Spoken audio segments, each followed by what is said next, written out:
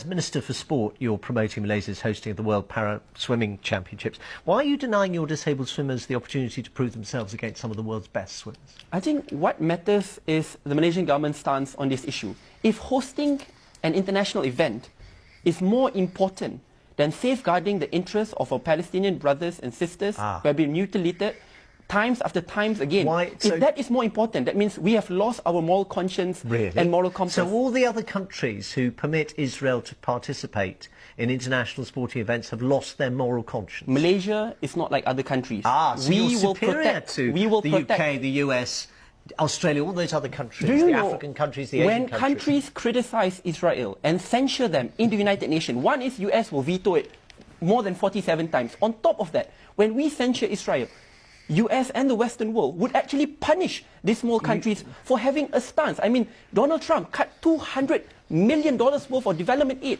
which could save 5 million Palestinians just because the international community did not stand with it. Some passion, we must be fair. And I'm sure that's sincere. But I wonder if you then share Prime Minister Mahathir's view of Jews. He said, I'm glad to be labelled anti-Semitic. He said this in May last year. How can I be, or he was quoted in May last year, how can I be otherwise when the Jews who so often talk of horrors they suffered during the Holocaust show the same Nazi cruelty? My stance is I'm against the atrocities committed, especially by the Netanyahu government. It is the actions which I stand firmly against, not the race of that person, but their actions. During Kaslet, Protective Age, Pillars of Defense, tens of thousands of innocent Palestinians had their lives murdered, families taken away, and plenty of countries sanctions. Condemn that and take action against it. So Malaysia must stand firm. They don't stand against the opportunity for people of all communities, countries to come together. It is not members of the Israeli government who are committing the Paralympic team as swimmers. It's young men and women, the future generations. It's also young men. For Israelis and Malaysians to meet each other on common terms in sporting competitions, talk to each other and share their concern. The state is the locus of our collective moral actions. While it's not the fault of all Israelis, similarly in the context of Palestine, it's not the fault